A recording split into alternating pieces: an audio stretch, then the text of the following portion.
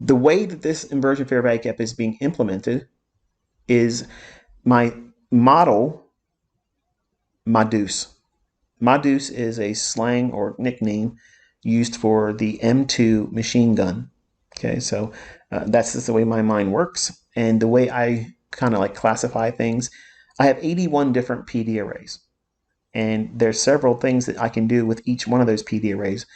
This is simply an inversion fair value gap. How I use that fair value gap is a model. And if we have a inefficiency, as outlined here, between the daily buy side and balance sell side efficiency high and low, we're bearish, we're looking for lower prices. We get this market structure in agreement, and then time of price, we're expecting an 8:30 delivery. We can get in here and use this and get ahead of, yes, get ahead of and enter before the news. It's like an x-ray view, tips your hand, or tips its hand to you and tells you this is what it's likely to do. And you have the inefficiency here, it trades up into it, and at the delivery of 8:30 news, and then we see it run away on the employment numbers, trading down into the lower 25% quadrant between this low and this high. The lower quarter or quadrant level is here, trades to here, and then trades to the 15,175 level, and then ultimately we see it go higher from there. I'm going to zoom in a little bit. There's that gap. So that inversion fair value gap, within the context of expecting it to trade lower, best case scenario, being the low of the daily buy side and balance sell side efficiency for NASDAQ, but needing it not to do that to find profitability, which is first partial would be here at consequent encroachment, and you let it run some more to get down to the lower quadrant. And that level, you want to take a partial, and then if you can get down to another discount array, which was in close proximity, which is only 10 handles away, which was that hourly buy side and balance sell side efficiencies low on this date and time on your hourly chart. So that's why it's annotated that way. You can go back and look at it when you're in charts. I want to take you back up again. Just know that this is what I'm showing you here. This range, how I'm employing the inversion fair value gap there here for MADUCE. MADUCE is a model that you can use a inversion fair value gap when you are expecting price to run right back down a inefficiency that was buy side imbalance, sell side inefficiency. This can be reversed when you have a sell side imbalance, buy side inefficiency, and you're expecting price to go higher. The inversion fair value gap here would be something after a low, and it would trade back down to it and then send it higher. So everything here is just completely reversed. And I know if you're brand new to my stuff, I'm quite certain you're probably confused right now, and you just have to study it. But really, what I'm saying here is this level here and this level here on the hourly chart is this one singular candle. And what I'm saying is on Thursday, I was anticipating the run down into at least the lower quadrant, the lower 25% between this and this, which are these levels here respectively. This candle's low, this candle's high. So we have one singular pass higher.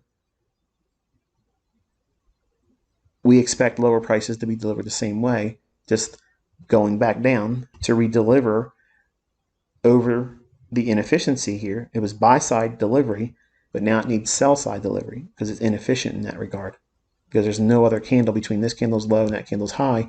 Only one candle went higher, and that range defined by that candle here, this low and that high, needs to have efficient delivery. That can only happen by having price go back down inside this entire range. Lower quadrant, halfway point. If you have a inversion fair value gap and you're bearish and you're expecting a news report and it's tipped its hand to you saying, okay, we are likely to break lower in market structure and lower time frames, we can anticipate this drop. That's occurring in here. Drop. And that's occurring in here. Drop. And zoomed in inside that premium to discount. That's the inversion fair value gap.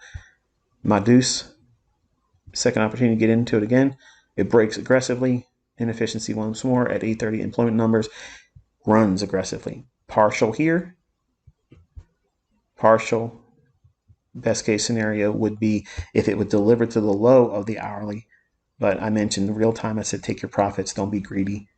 And then we seen it go a little bit lower than my objective on that particular day, but never got to the low of the daily buy side and sell side efficiency, being this level here.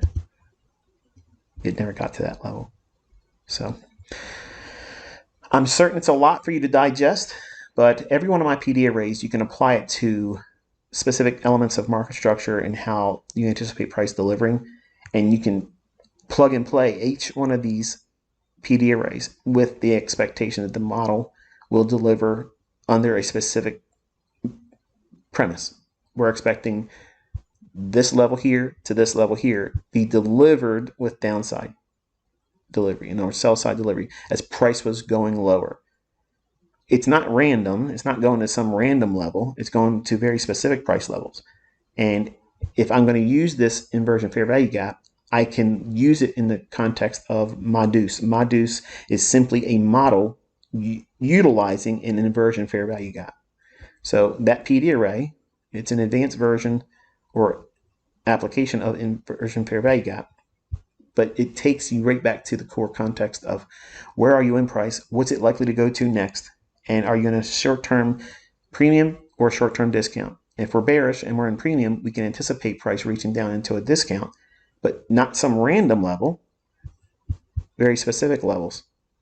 And it need not go to the best case scenario, which would be the low, which I still hold true that I suspect at some point, maybe next week, that we'll try to reach down here until I'm proven wrong. And I'm okay with being proven wrong. I'm going to be trading it. But the idea is I expect it to trade down here because the E-mini S&P has already traded it to its respective buy side and sell side efficiency for its daily chart.